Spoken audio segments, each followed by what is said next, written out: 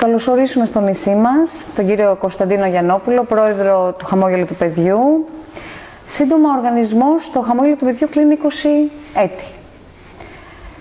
Η συνέντευξη αυτή γίνεται κυρίως για να παρουσιάσουμε το, κατά τη γνώμη μου, εντυπωσιακό και άγνωστο εύρος των δράσεων του οργανισμού,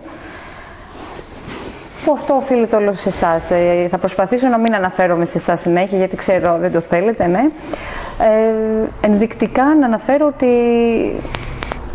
η δράση σας δεν περιορίζεται μόνο στην Αίγινα και στην Ελλάδα, αλλά γιατί εμείς ξεκινήσαμε, σας γνωρίσαμε εδώ, έχετε βοηθήσει πάρα πολλά παιδιά. Να αναφέρω μόνο τους πόσους μαθητές μου που έμαθαν οι γονείς και μου λένε θα έρθει, θα του φιλήσουμε τα χέρια, με μεγάλη συγκίνηση, πώς τους βοηθήσατε.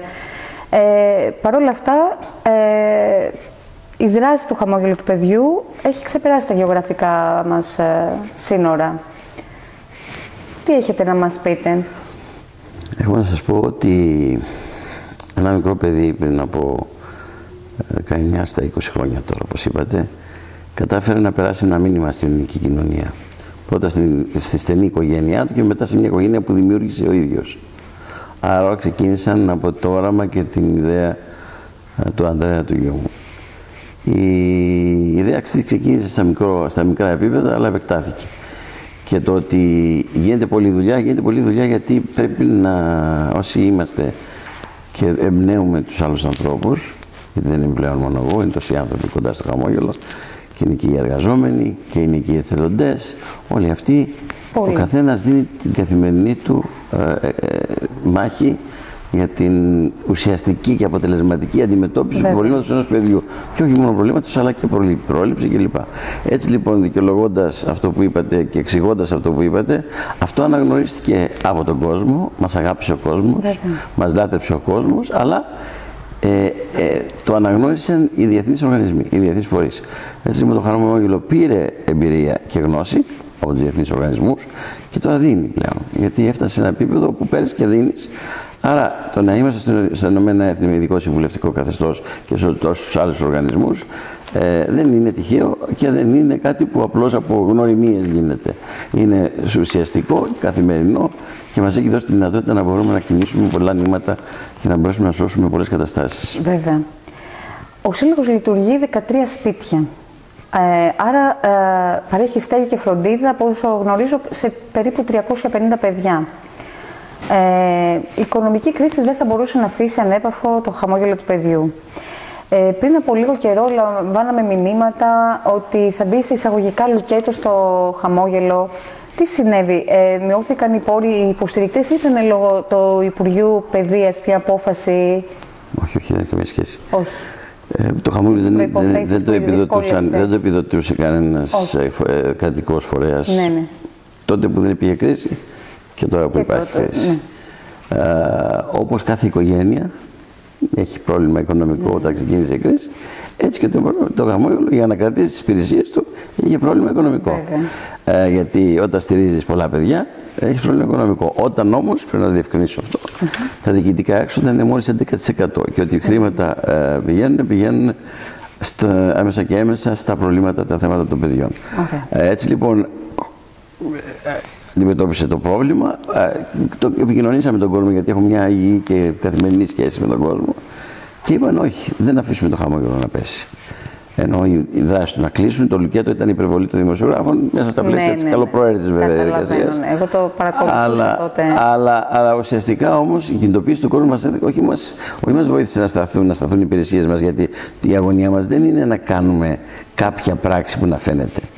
Είναι να γίνονται πράγματα που να γίνονται και να είναι καθημερινά με ποιότητα. Η ποιότητα μας ενδιαφέρει.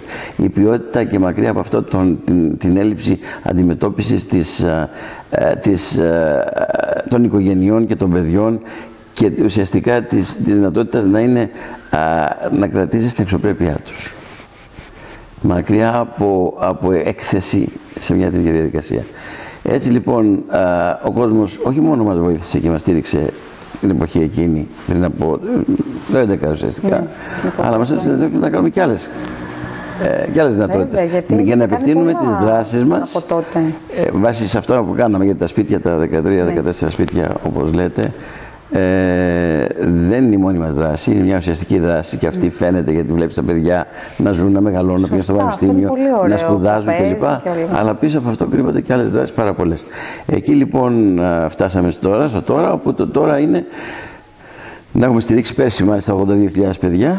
Πάρα πολλά. Και προσθέτοντας τα χρόνια να έχουμε φτάσει μέχρι τέλος του χρόνου, όλα αυτά τα προηγούμενα 19 χρόνια, 947.000 παιδιά. Ουσιαστικά αυτά τα παιδιά που αναφέρατε μετριώνται και είναι μέσα σε αυτά τα παιδιά που έχουμε στηρίξει σε όλη την Ελλάδα. Και πολλά παιδιά που οι γονείς τους γνωρίζουν και όπου και να πάω θα έρθουν να μου μια καλή κουβέντα. Σώσατε το παιδί μου, το ασθενοφόρο σας με την εγνολογική μονάδα, στο νοσοκομείο που είσαστε εκεί και είσαστε. Που δεν είναι πάντοτε τα χρήματα, ξέρετε, που κινεί το χαμόγελο του παιδιού και κινεί καταστάσεις. Είναι η ανθρώπινη επαφή, είναι η οικογενειακή προσέγγιση που όταν βρισκόμαστε με μια οικογένεια που έχει ένα θέμα, γινόμαστε μέρος της οικογένειάς τους. Θα μας πάρουν ένα τηλέφωνο, θα μας πούν το πρόβλημα, θα μας πάρουν τα βράδυ, τα μεσάνυχτα, το Σαββατοκύριακο. Ξέρουν ότι θα με βρουν εμένα ανά πάσα στιγμή και όλους τους συνεργάτες 24 ώρες το 24ωρο. Δεν υπάρχει τέτοιο πράγμα στην Ελλάδα. Και δεν υπάρχει, αλλά είμαστε οι ίδιοι Έλληνες όμως, έτσι. Προσέξτε το αυτό, γιατί δεν είμαστε ότι γίνεται κάτι στην Αγγλία και λέμε στην Αγγλία γίνεται, ενώ στην Ελλάδα δεν γίνεται. Στην Ελλάδα γίνεται. Από Έλληνες. Άρα έχουμε δυνατότητες. Άρα υπάρχει το καλό στοιχείο το οποίο φοβάται να μιλήσει γιατί θα πρέπει να απολογηθεί γιατί το κάνει. Γιατί είναι ευαίσθητος, γιατί κάνει εθελοντική εργασία. Αυτό είναι που θέλετε, μόνο στην Ελλάδα θα πρέπει να απολογηθεί. Δυστυχώς και βλέπουμε ότι υπάρχει και το ένα και το άλλο και τελικά το κακό και αυτή τη συνδημονία έχει καταφέρει και έχει επισκιάσει όλους αυτούς και όλα αυτά τα οποία γίνονται θετικά. Με αποτέλεσμα να φοβούνται να μιλήσουν κάποιοι άνθρωποι. Ευτυχώς είναι μικρό το ποσοστό όμως αυτό, επιτρέψτε μου να πω. Είναι λίγοι κακεντρεχείς. Δηλαδή ναι, κακεντρεχείς λίγοι είναι, αλλά έχει επιβιώσει όμως η γενικότερη λογική ότι όλοι στην Ελλάδα είναι περίεργοι. Άρα μη σηκώσει κεφάλι και θα σου κόψω το κεφάλι. Είναι αυτή η νοοτροπία που υπάρχει, οπότε θα πρέπει να φοβόμαστε ένα τον άλλον για να αντιμετωπίζουμε την κατάσταση. Το Εθνικό Κέντρο για τα Εξαφανισμένα και Υποεκμετάλλευση Παιδιών στο Μαρούσι που στεγάζεται τόσο ωραία, έχει δημιουργηθεί. Αναφέρω αυτό γιατί στην αρχή υπήρχε λίγο ιδέα παλαιότερα το χαμόγελο του παιδιού, τα παιδιά που πάσχουν από κάποια ασθένεια. Όχι, δεν είναι έτσι. Είναι τα παιδιά τα εξαφανισμένα, τα κακοποιημένα, τα παιδιά που είναι ασυνόδευτα, ανήλικα ασυνόδευτα στην Ελλάδα.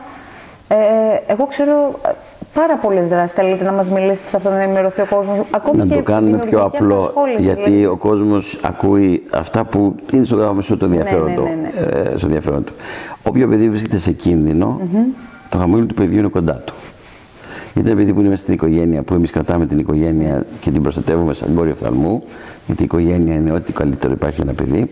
Άρα θέμα υγείας, θέμα επιβίωσης, τα κέντρα στήριξης που έχουμε δυστυχώς εδώ στην Αίγινα δεν έχουν για να έχουν φυσική παρουσία. Άρα κέντρο στήριξη δεν μπορούσε να γίνει. Έρχονται όμως αλλά όμως τους στηρίζουμε με διαφορετικό τρόπο και με εξετάσεις, με φάρμακα, με είδη και με άλλους τρόπους που γνωρίζουν εκείνοι. Η όλη δράση λοιπόν βασίζεται στο ότι κάθε παιδί που θα βρεθεί σε κίνδυνο πρέπει να το αντιμετωπίσουμε. Γι' αυτό το λόγο η γραμμή μας το 1056, η γραμμή SOS είναι 24 ώρες και όταν θα μας ζητήσουν από την Αίγινα να βρεθούμε γιατί έγινε κάποιο πρόβλημα, υπήρξε κάποιο πρόβλημα, θα βρεθούμε αμέσως όχι μόνο με τους κοινωνικούς μας λειτουργούς, αλλά αν υπάρχει εξαφάνιση παιδιού, θα βρεθούμε και με την ειδική ομάδα διάσωσης που έχουμε κάνει, αφού έχουμε ενημερώσει πρώτα τις αρμόδιες εδώ υπηρεσίες, το λιμενικό, αστυνομία, πυροσβεστική κλπ. Προκειμένου να συνδεθούν με τη δική μας την εξειδικευμένη ομάδα με 8 σκυλιά, τα οποία έχουν εκπαιδευτεί. Τα μοναδικά σκυλιά στην Ελλάδα δεν το ξεδόματα πριν από λίγο χρονικό διάστημα. Να βρίσκουν συγκεκριμένο άτομο, συγκεκριμένο παιδί με τη μυρωδιά. Αυτό δεν υπάρχει κάτι τέτοιο και είναι πολύ σημαντικό, ειδικότερα σε ένα νησί που υπάρχουν πολλά επικίνδυνα σημεία για ένα παιδί που μικρούλι που εξαφανίζεται. Είναι η αμεσότητα η οποία θέλουμε. Να ξέρουν λοιπόν ο κόσμος ότι 24 ώρες είμαστε εδώ. Οτιδήποτε και να συμβεί, εκτός από την αρχή που θα τηλεφωνήσουν αστυνομία, πυροσβεστική, λιμενικό, παράλληλα και ένα τηλέφωνο στο χαμόγελο του παιδιού. Για το δικό σου το παιδί είναι ο κόσμος ολόκληρος. Για τους υπόλοιπους είναι ένα στατιστικό στοιχείο. Αυτό λοιπόν το δικό σου παιδί, ο κόσμος ολόκληρος, είναι που το χαμόγελο κρατάει σαν κόριο οφθαλμού. Άρα, μέσα από τη διαδικασία αυτή είναι αυτοκτονίες παιδιών, κακή χρήση στο διαδίκτυο, σεξουαλική κακοποίηση, έκθεση σε κίνδυνο των παιδιών μέσα από το Facebook και με όλες αυτές τις διαδικασίες.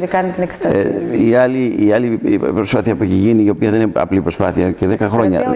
Έγινε μόδα τώρα, αλλά 10 χρόνια που δουλεύει το χαμόγελο και έχει πάρει προγράμματα ευρωπαϊκά, όπου πήραν πρώτες θέσεις από πλευράς ποιότητας. Θα αναφερθεί αργότερα και στην εκδήλωση αυτή. Και στο αποτέλεσμα ήταν να δημιουργηθεί ένα ευρωπαϊκό δίκτυο με προεδρία του χαμόγελο και προσωπική. Αυτό είναι μια μεγάλη αναγνώριση από τα ευρωπαϊκά δεδομένα και αυτό το λόγο τα προγράμματα παίρνουν κατευθείαν από την Ευρώπη και όχι μέσω ΕΣΠΑ που χρειάζεται να ξέρει κάποιο φιλαράκι πολιτικό για να πάρει προγράμματα. Όπως αυτό το πρόγραμμα είναι σε εξέλιξη, έχει ολοκληρωθεί. Το πρόγραμμα ολοκληρώθηκε και έγινε το δίκτυο. Έγινε το δίκτυο. Τώρα προχωράμε στις διαδικασίες αυτές που όλη τη υλικό υπάρχουν από όλες τις χώρες, είναι διαθέσιμο πλέον σε όλους. Στο χέρι σου μπορεί να έχεις μέσα στο smartphone όλη την πληροφόρηση για τα θέματα bullying και το τι κάνει κάθε χώρα.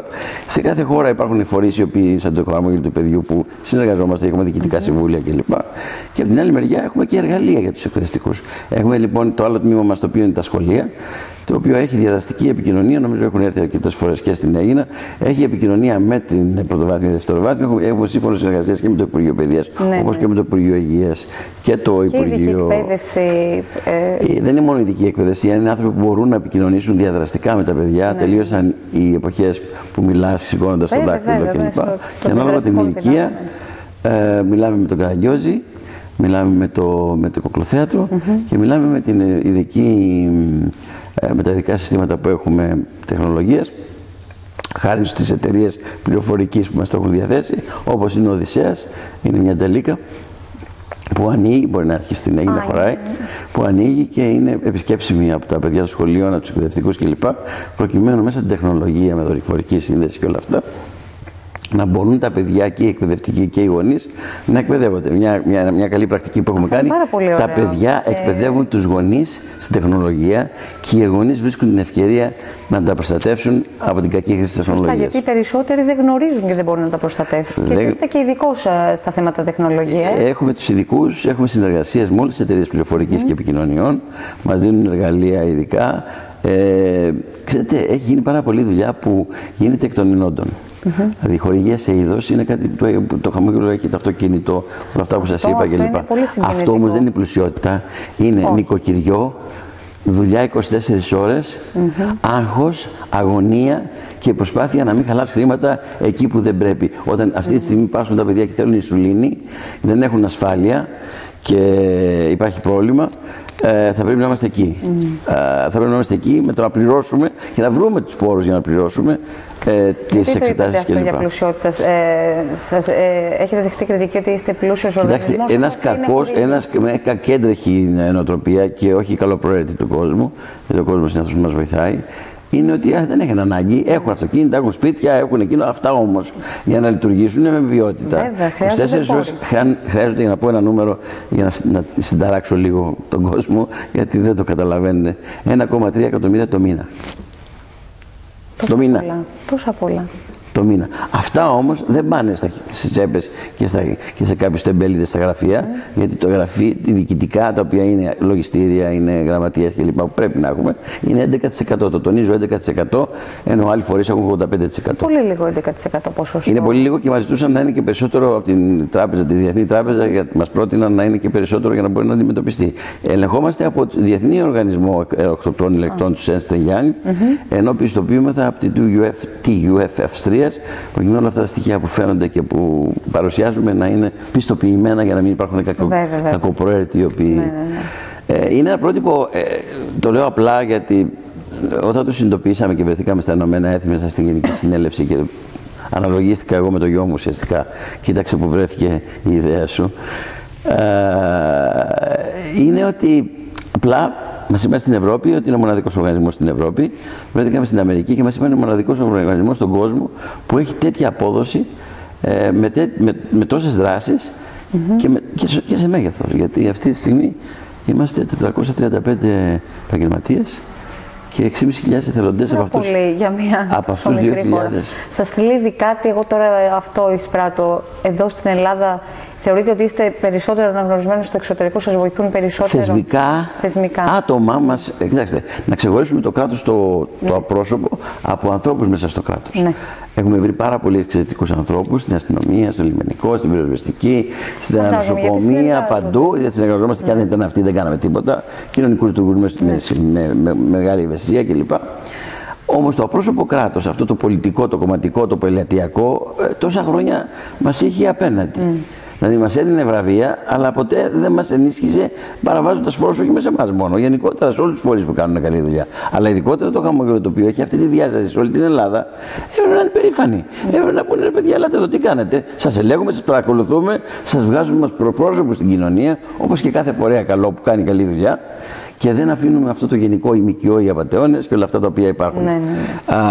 Αυτό υπήρχε και δεν είναι επειδή άλλαξε η κυβέρνηση τώρα ή υπήρχε άλλη κυβέρνηση. Το ίδιο πράγμα υπήρχε και υπάρχει ακόμη επειδή υπάρχει ένα βαθύ κράτος που δεν αφήνει να γίνει τίποτα καλό. Πάντως, εγώ έτσι όπως το αντιλαμβάνομαι και όχι μόνο, θεωρώ το χαμόγελο του παιδιού ένα μεγάλο υπουργείο. Αυτά που έχετε καταφέρει.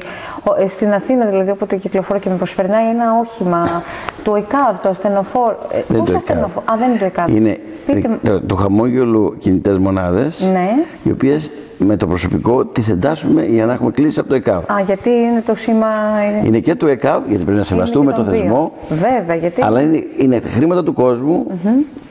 Τα τελευταίες καινούργιες μονάδες είναι από τους ομογενείς, τα οποία δόθηκαν για να πάρουμε οι μοναδικές κινητές μονάδες εντατικής θεραπείας νεογνών και παιδιών με μονάδα εντατικής θεραπείας. Τρεις καινούργιες. Είναι 8 συνολικά. Είναι Αθήνα, Θεσσαλονίκη και τώρα Κρήτη, γιατί μάθαμε ότι πεθαίνουν τα παιδάκια και χάνουν την υγεία τους εκεί. Το ίδιο μπορεί να γίνει και στην Αίγινα. Μπορεί να έρθει εδώ με κάποιο φέρι, να παραλάβει εκτάκτως και αν χρειαστεί εκτάκτως, πρέπει να το ξέρουμε δηλαδή τις δυνατότητες. Δεν θα υπάρξει φέρι το οποίο θα του πούμε έλα σε κατάσχουμε μέσα σε παρένθεση και πάμε και παραλαμβάνουμε ένα μοράκι. Πρέπει να επικοινωνήσουν πού κάποια ανάγκη. Εκτός από το ΕΚΑΒ που ενδεχομένως να μην το δώσει, είναι καλύτερο στο 1056. Να μας ενημερώσουν ότι υπάρχει ένα παιδάκι σε κάποιο νοσοκομείο στην Αθήνα, γιατί έχω πάει να γεννήσει και έχει γεννηθεί πρόωρο και χρειάζεται κάποιο θέμα. Αυτό σε μια σας συνέντευξη, θα μας πείτε λίγο γι' αυτό, είχε γίνει στο Πέδον που είχατε ανάγκη από τις συγχρόνως κάτι είχε συμβεί. Πάτε πολύ μακριά. Πείτε μας ένα περιστατικό. Πάτε πολύ μακριά, να σας πρωτοπώ ότι για να πάρουμε άδεια βγάλαμε δυσκολίες. Έπρεπε να πληρώσουμε φόρους πολυτελείας. Τι να σας πρωτοπώ, τι έχουμε τραβήξει. Γι' αυτό σας λέω, δεν μας κάνουν τη ζωή εύκολη. Ενοχλούνται γιατί όταν χαλάει το χαμόγελο 100 ευρώ, κάποιοι άλλοι χαλάνε εκατομμύρια. Αποτέλεσμα είναι να φαίνεται πλέον και δεν το κάνουμε επίτηδες. Αυτή είναι η δουλειά μας. Γιατί όταν φτιάχνουμε ένα σπίτι, φτιάχνεται των ενόντων. Ο ένας θα κάνει το ένα, ο άλλος θα κάνει το άλλο, ο άλλος ο ηλεκτρολόγος θα φτιάξει, ο μηχανικός θα κάνει κάτι άλλο. Δεν πληρώνεις λοιπόν ούτε 1 ευρώ. Γίνεται εκ των ενόντων. Αυτό ενοχλεί το σύστημα. Και αυτό το σύστημα το οποίο τόσα χρόνια δεν μας έχει αφήσει σε χώρα να προχωρήσουμε, να γίνουν οι επενδύσεις, να γίνουν όλα αυτά που χρειάζεται να γίνουν. Αυτό το σύστημα που διαχρονικά μέχρι στιγμής, εγώ δεν έχω δει κάποια διαφορά δηλαδή, καταστρέφει ότι καλό υπάρχει. Εσείς πέρα από την ηθική ευχαρίστηση που λαμβάνετε, θεωρείτε ότι σας έχει βοηθήσει, γιατί ξέρω ότι δεν θέλετε να σας λέμε πρόεδρο καθόλου, είστε εργάτες, γιατί εργάζεστε όλη μέρα μέχρι το πρωί που φτάνετε να απαντάτε τη νύχτα στις 2 η ώρα τα email σας. Θεωρείτε τώρα να αναφερθώ. Όχι τα email μου, να πηγαίνω επί τόπου σε περιστατικά που είναι εκτακτή ανάγκη και να είμαι και εγώ μέλος, άσχετα να κάνω και μερικές φορές τον οδηγό, λόγω μη εξειδικεύσης, ή τον οδηγό ή τον άνθρωπο που στηρίζει τα μηχανήματα για να μην λειτουργούν καλά, γιατί όταν έχεις διασώστες που τρέχουν στο πεδίο να βρουν ένα παιδί, δεν μπορείς να πας και να κινδυνεύσεις ή να κινδυνεύσει άλλος, αλλά όμως μια υποστήριξη και το ότι είσαι εκεί κοντά στο πρόβλημα, γιατί αυτή είναι η δική μου ανάγκη, ότι είμαι εκεί κοντά στο πρόβλημα και κινητοποιούμε τις αρχές, οι οποίες καμιά φορά κοιμούνται και κάνουμε αυτό που κάνουμε για το δικό σου το παιδί. Γιατί όταν μας πήραν από την Άνδρο μια κυρία, έχασε το 3,5 χρονών παιδάκι της και δεν υπήρχαν υπηρεσίες εκεί. Πηγάδια εκεί γύρω. Στην Άνδρο. Στην Άνδρο, σε ένα νησί. Πόσο καιρό? Πριν από 1,5 χρόνο. Πολύ πρόσφατα, δεν είναι. Στην Άνδρο και στην Άνδρο που σας είπα είναι ένα νησί το οποίο δεν έχει καθόλου υπηρεσίες. Να είναι καλά, έχουμε μια συνεργασία με το λιμενικό, όπως σας είπα και πριν, με την αστυνομία, την πυροσβεστική. Κινητοποίησαν αμέσως, βάλανε σκάφος, το οποίο θα έπαιρνε την ομάδα μας, γιατί δεν υπήρχε άλλη ομάδα, άλλη δυνατότητα να πάει εκεί, για να μην βρεθεί το παιδί τη νύχτα έξω στο... αυτό που έμεινε στη μητέρα όλο αυτό το διάστημα, ξέρετε τι είπε, ότι μου κρατούσαν συντροφιά οι άνθρωποι στο τηλέφωνο και με ενημέρωναν ανά πάσα στιγμή και δεν με άφηναν να τρελαθώ. Γιατί ξέροντας το παιδί μου βρίσκεται κάπου εκεί, τι γίνεται. Και πριν από 2 μέρες ήμουνα με κάποιον γνωστό χορηγό και μου ανέφερε χαρακτηριστικά ότι και αυτός είχε χάσει το 4χρονο παιδί του πριν από 15 χρόνια και μου έλεγε λοιπόν τι τράβηξε, γιατί δεν υπήρχε κανέναν να βρει, να μιλήσει, να δει τι θα γίνει, και ξέροντας τι επικίνδυνο υπάρχει, φαντάστηκαν μετά από 3 ώρες που είχα χάσει το παιδί τους, φαντάστηκαν ότι έχει σκοτωθεί, ότι έχει πεθάνει κλπ. Δεν υπάρχει χειρότερο συναίσθημα. Αλλά όμως αυτό που σας λέω, θέλω να σας δείξω ότι τίποτα δεν είναι για το χαμόγελο, όπως πριν από κάποιο μήνα περίπου, δεν θυμάμαι, όταν βρέθηκε ένα παιδί που δεν μπορούσε να πάει στη Γερμανία για να κάνει εγχείρηση, γιατί υπήρχε απεργία, υπήρχε πρόβλημα με την πτήση κλπ. Και χρειαζόταν ειδική πτήση. Οι γονείς είχαν φύγει και βρέθηκε το παιδί, 13χρονο παιδάκι, να κάνει εγχείρηση την Πέμπτη Παρασκευή και ήταν Τετάρτη και κινδύνευε να χάσει την εγχείρηση ενώ είχε όγκο στο κεφάλι. Η δική μας και η δική μου η απλή κίνηση ήταν να πάω το γραφείο του Πρωθυπουργού. Ανταπόκριση ήταν άμεση και το Πρωθυπουργικό αεροπλάνο μπήκε σε αυτή τη διαδικασία. Βγάλαμε απλά ένα δελτίο τύπου να ευχαριστήσουμε και τότε έγινε μια μεγάλη. Αυτό είναι σημαντικό. Άλλοι φορείς που συνεργάζεστε, που σας. Κοιτάξτε, δεν υπάρχει. Μπορεί να βρεις ανθρώπους περίεργους, αλλά προσπερνάμε. Μπορεί να βρεις τείχους, είτε τους προσπερνάμε, είτε τους γκρεμίζουμε και περνάμε. Για τη ζωή ενός παιδιού, θέλω να το πω αυτό έντονα σε όλους τους κατοίκους του νησιού και όχι μόνο, ότι δεν υπάρχει για μας, δεν γίνεται. Είμαστε συνέτεροι, συνεργάτες με τους γονείς. Είμαστε εκεί για να τους πάρουμε από το χέρι, να τους πάμε σε δημόσιες υπηρεσίες που υπολειτουργούν, και εκεί θα βρούμε και χαμογελαστά πρόσωπα που με το που ακούσουν χαμόγελο αμέσως θα ανοίξουν την ψυχή τους και τη δυνατότητά τους να βοηθήσουν την οικογένεια. Όλοι το δέχονται, θεωρώ. Αυτό λοιπόν είναι που πρέπει να χρησιμοποιούν οι γονείς για τα παιδιά τους και τα παιδιά τα ίδια. Γιατί απευθυνόμαστε και στα παιδιά. Έχουμε δημιουργήσει μια ομάδα, το U-Smile, που είναι μια ομάδα παιδιών εθελοντών που έχουν web radio, web TV και δικό του site. Και με αυτή τη δυνατότητα τα παιδιά όλων των περιοχών και τώρα Ευρώπης και Αφρικής. Θα με ενημερώσετε αργότερα γι' αυτό. Θα φτιάξετε λοιπόν τη δική σας ομάδα εδώ. Είναι μια πρόταση ζωντανά. Η ομάδα σας λοιπόν θα είναι U-Smilers, όπως τους λέμε. Θα μπορούν να κάνουν τις εκπομπές τους, τα θέματά τους, τα οποία θα βρίσκουν τα παιδιά με δική τους άποψη και δική τους πρωτοβουλία. Και συνέχεια θα παίζετε. Και κάποια στιγμή που θα κάνουμε τις ενώσεις με τις άλλες χώρες κλπ., θα μπορούν τα παιδιά να συμμετέχουν, και κάποια από αυτά τα παιδιά θα συμμετέχουν και θα εκπροσωπούν το U-Smile και το χαμόγελο στα Ηνωμένα Έθνη, στους διεθνείς οργανισμούς κλπ. Να ξέρετε, θα έχετε και εκπροσώπους από την Αίγινα. Στους μαθητές μας τώρα δεσμευτήκαμε, θα το. Είναι σημαντικό. Επιτρέπετε να μιλήσω για τον Αντρέα, δεν σας θλίβει, δεν σας. Είναι υποχρεωτικό να μιλήσουμε για τον Αντρέα, γιατί ούτε εγώ θα ήμουν εδώ, ούτε κανένας άλλος θα είχε κάνει αυτό που έχει γίνει. Άρα, ένα παιδί 10 χρονών, ένας αθλητής στην ζωή. Πολύ καλό στο μπάσκετ. Αθλητής στη ζωή αλλά και στις ιδέες. Μας οδήγησε σε έναν δρόμο, μόνο τα παιδιά μπορούν να μας οδηγήσουν σε αυτούς τους δρόμους.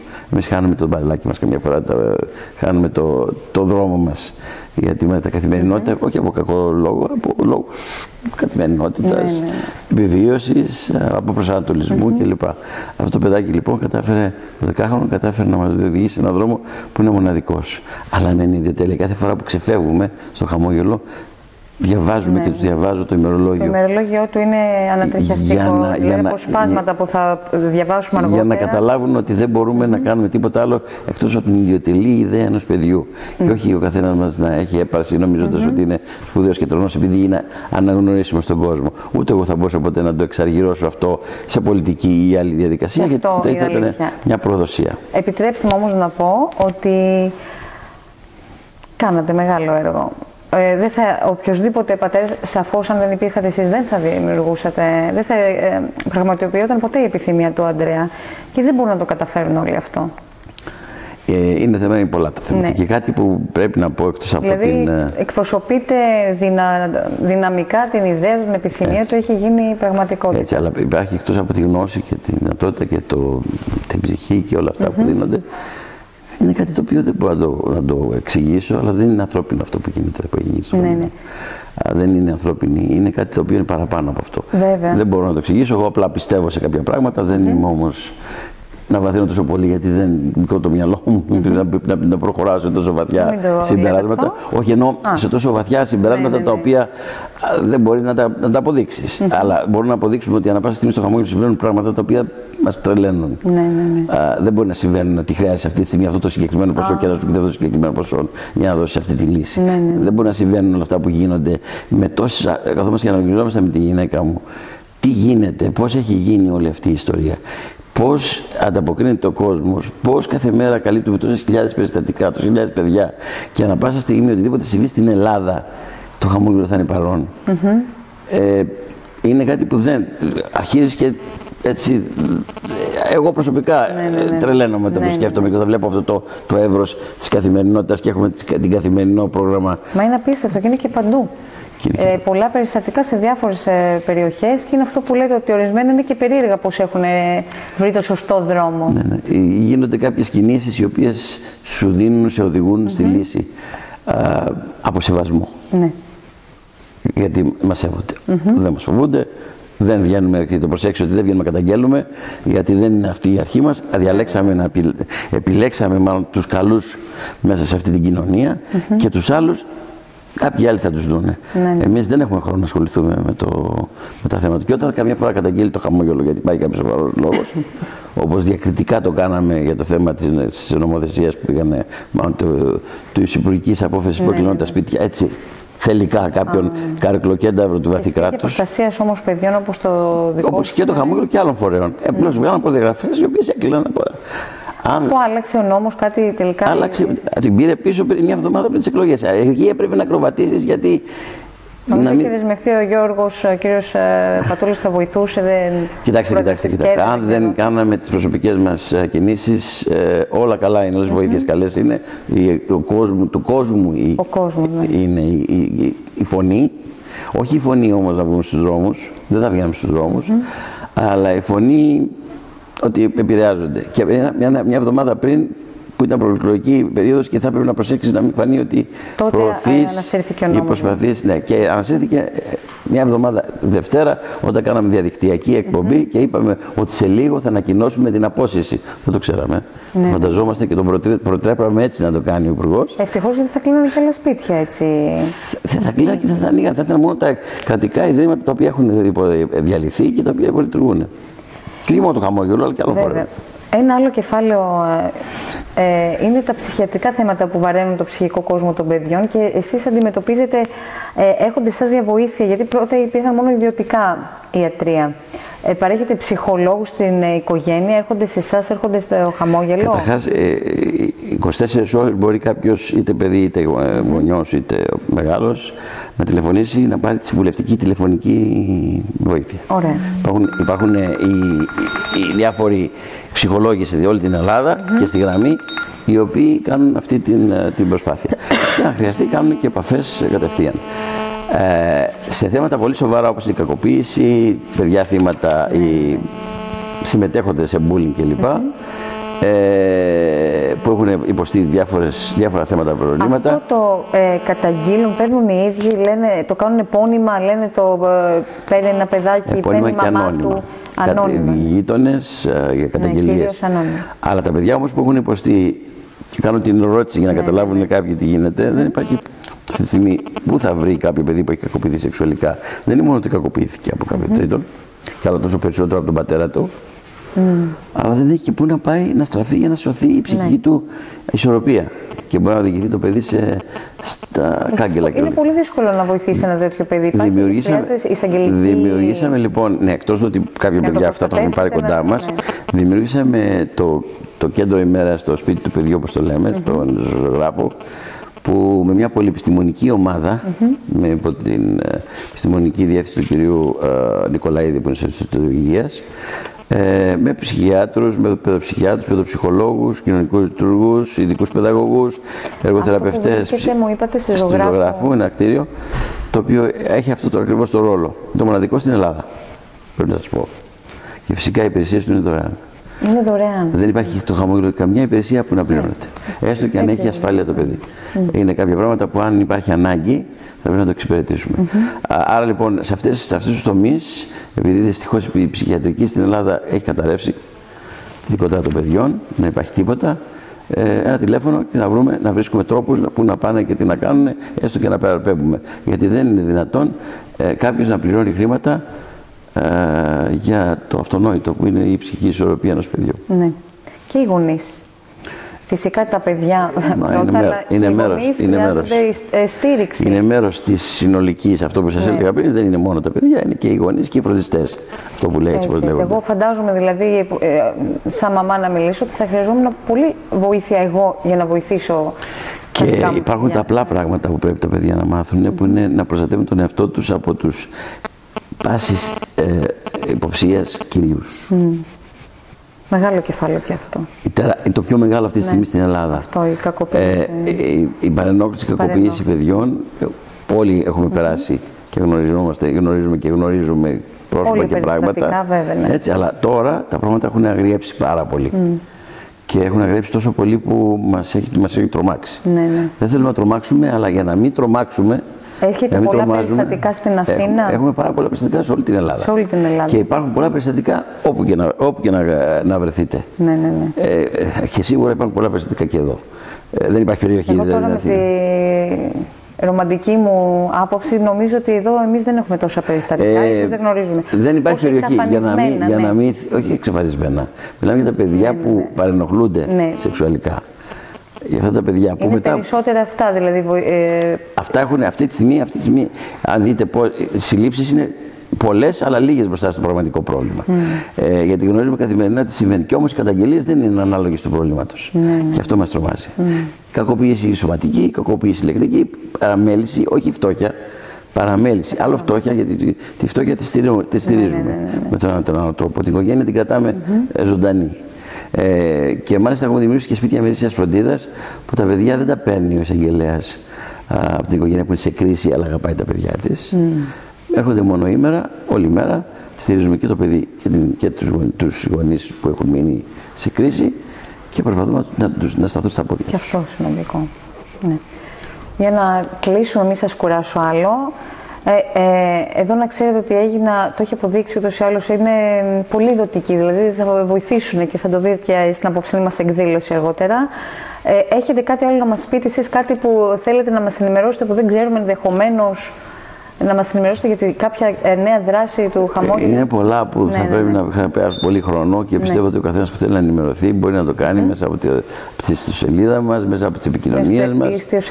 Αλλά το κυριότερο απ' όλα είναι ότι το χαμόγελο του παιδιού ανήκει σε όλους και ειδικότερα στους γονείς και στα παιδιά. Αυτό είναι μόνο που είναι κατανοητό. Το τηλέφωνο μας είναι 24 ώρες για το πιο απίθανο θέμα το οποίο θα τηλεφωνήσουν, να ξέρουν ότι δεν θα βρουν τείχος. Θα βρουν πάντοτε μια καλοσυνάτη φωνή και μετά έναν επαγγελματία, γιατί είναι επαγγελματίας που απαντάνε, που θα δώσει μια λύση εκείνη τη στιγμή. Και πρέπει να σας πω κάτι που είναι πολύ σημαντικό και μου το έλεγα προχτές στην Εθνική Επιτροπή Τηλεπικοινωνιών, ότι ο μέσος χρόνος ανταπόκρισης της γραμμής μας είναι 11 δευτερόλεπτα. Και μου λέει αυτό δεν γίνεται ούτε σε επιχειρήσεις, σε εταιρείες. 11 δευτερόλεπτα λοιπόν, γιατί μπορεί να συμβαίνει κάτι επίγον, ενώ πήγαινα από κάποια χρόνια πήγα το κέντρο δηλητηριάσεων και ακόμη περιμένω στο ακουστικό. Ωραία. Αυτό είναι πάρα πολύ σημαντικό γιατί πρέπει να αντιμετωπιστούμε. Μας έχουν πάρει και για θέματα τα οποία δεν άπτονται άμεσα της αρμοδιότητας του χαμόγελου, αλλά δεν είχα τι να κάνω. Και να σας πω ένα περιστατικό για να κλείσουμε με αυτό. Τηλεφώνησε το Σαββάτο και μάλιστα η κοινωνική λειτουργός που το έκανε γνώρισε την κοπέλα πριν από λίγο καιρό που ήταν καλά. Μια περίπτωση ενός πατέρα που η 24χρονη κόρη του δεν μπορούσε να βρει μονάδα εντατικής. Την πετάγανε δεξιά και αριστερά και ήθελε συγκεκριμένα, γιατί θα ήταν σε ένα νοσοκομείο συγκεκριμένο. Κάναμε με κάποια τηλέφωνα και σε μισή ώρα, Σάββατο πρωί 9 η ώρα, σε μισή ώρα το παιδί είχε μονάδα εντατικής, σώθηκε. Ήταν 24χρονο λοιπόν. να μας κατηγορήσει κανένας, γιατί αντιποκριθήκαμε στο κάλεσμα ενός πατέρα που προσπαθούσε να σώσει την κόρη του. Γιατί σας εμπιστεύονται εσάς, γνωρίζουν εσάς. Ναι, αλλά θέλω να πω ότι ο πατέρας δεν είχε άλλη επιλογή, δεν ήξερε τι να κάνει πλέον.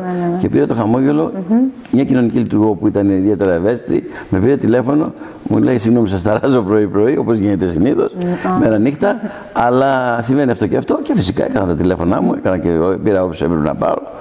Όχι για μένα, όχι για την οικογένειά μου, αλλά για ένα παιδί που εκείνη τη στιγμή κινδύνευε.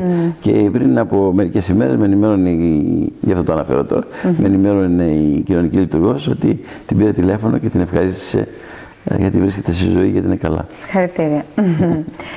Εγώ γνωρίζω, δεν θα αναφέρω όλα όσα κάνετε, που είστε, σε ποιο γραφείο, τα γνωρίζω μια χαρά. Έχετε βάλει ειδικούς. Η κυρία πρέπει να έχει ενημερώσει, αλλά το γνωρίζω και από άλλους, δεν θέλω να αναφέρω. Λοιπόν, θεωρείτε ότι σας έκανε καλό όλη αυτή η διαδικασία,